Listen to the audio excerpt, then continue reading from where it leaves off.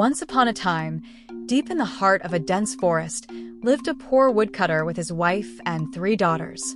Every day, the woodcutter would go into the forest to chop wood and sell it in the nearby village to earn a living.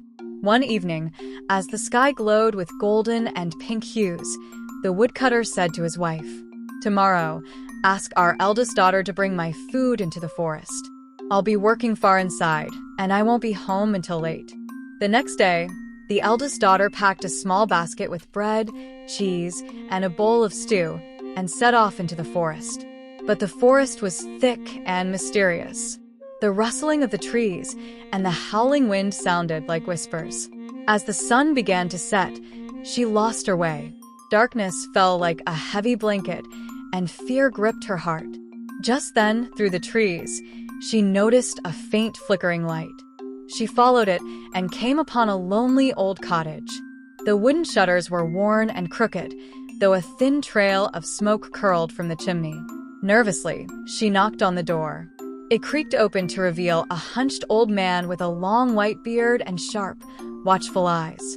Behind him stood a chicken, a rooster, and a spotted cow, their eyes gleaming in the candlelight. "Good evening, sir," she said politely. "I've lost my way. May I stay here tonight?" The old man turned to his animals and asked, "Shall we let her in?" The animals nodded. "You may stay," the old man said, "but first, you must prepare our dinner." The eldest daughter made a tasty meal and placed a steaming plate in front of the old man. But when she sat down to eat, she ignored the hungry eyes of the animals. That night, when she asked for a bed, the old man silently pointed to the stairs. She climbed up with a sigh, but as soon as she lay down, a loud creak echoed beneath her. Suddenly, a trapdoor opened, and with a scream, she vanished into the darkness. The next morning, when the girl did not return, the worried mother sent the second daughter with food. Like her sister, she also lost her way and came upon the same cottage. She too was welcomed in after preparing dinner, but again, ignored the hungry animals. And just like her sister, she was swallowed by the dark trapdoor beneath the bed.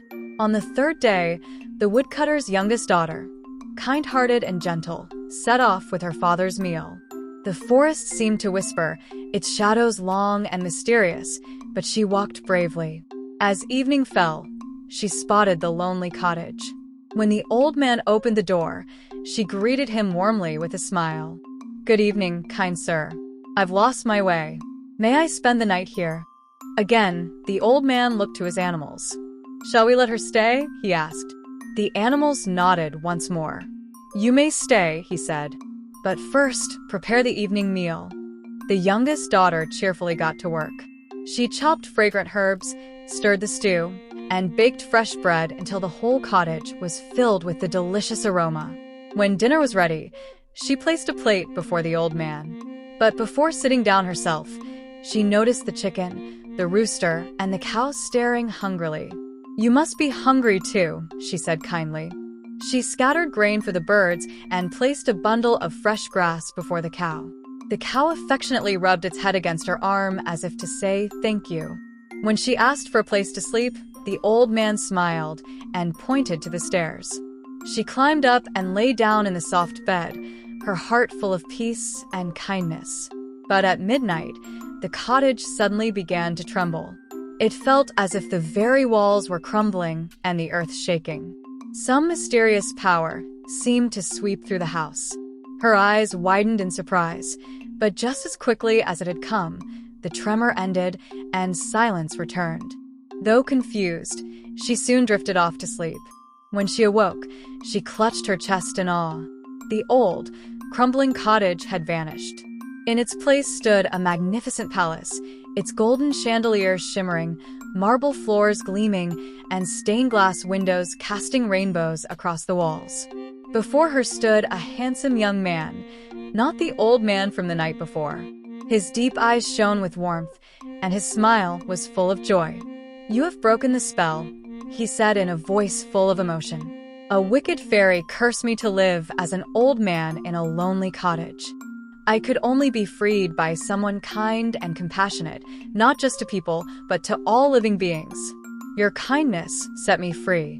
He clapped his hands, and two nobles stepped forward. Their eyes were full of happiness. "These were the rooster and the chicken," he said.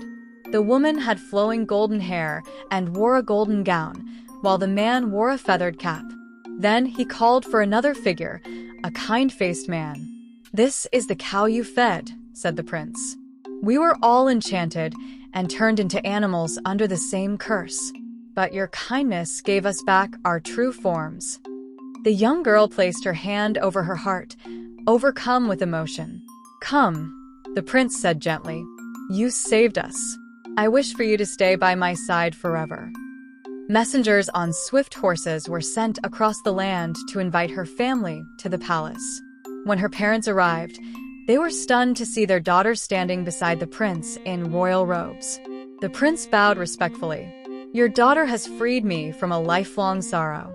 With your permission, I wish to marry her." With tears of joy, the woodcutter and his wife embraced their daughter and gave their blessing. But justice had yet to be served.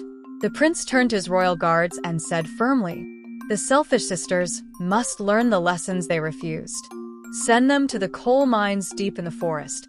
Let them stay there until their hearts soften, not just toward humans, but all creatures." And so, the elder sisters were sent away to live in hardship until they learned humility and kindness. As for the youngest daughter, she was dressed in royal silks and crowned as princess of the realm. The wedding was so grand that it lasted for many days, filled with music, laughter, and the sweet fragrance of a love earned through compassion. And they all lived happily ever after.